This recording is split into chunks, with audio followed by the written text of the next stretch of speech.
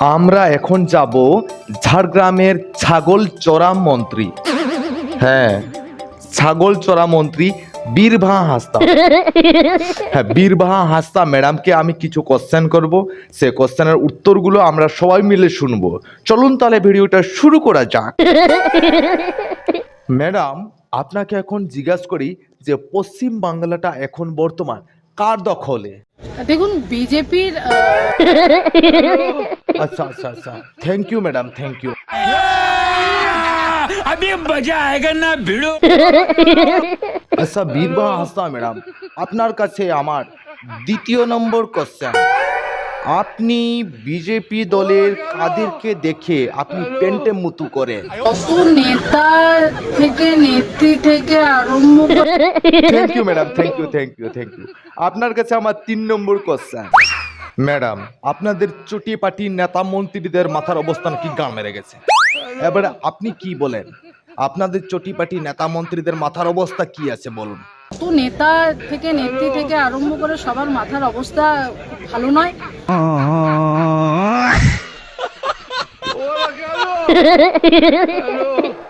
Madam, আপনাদের চটি চাটা নেতা নেত্রীদের মাথার অবস্থা খুব একটা ভালো নয়। এক কথায় বলা যায় আপনাদের নেতা নেত্রীগুলো পাগলা দচা, ও সরি সরি পাগলা চোদা।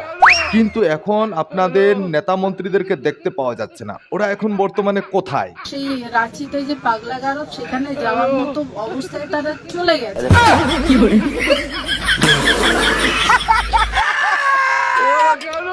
ঝাড়গ্রামের ছাগলচড়া মন্ত্রী মিস বীরবাহা হাসদা।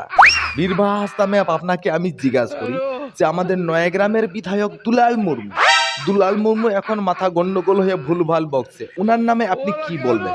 ভুলভাল বকছে, সে ভুলভাল বকুক। 26-এর রেজাল্টের পরে আমিও আমার তরফ থেকে ব্যবস্থা করবো রাঁচিতে যাতে অ্যাডমিট করা যায়।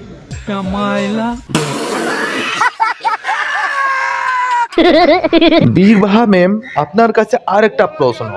জনসাধারণ নাকি বলছে আপনি একটা ন্যাড়ি কুত্তা, আপনার নাকি লেজ আছে, এটা নিয়ে আপনি কি বলবেন? একটা অবশ্যই আছে, অবশ্যই আছে, অবশ্যই আছে, অবশ্যই আছে।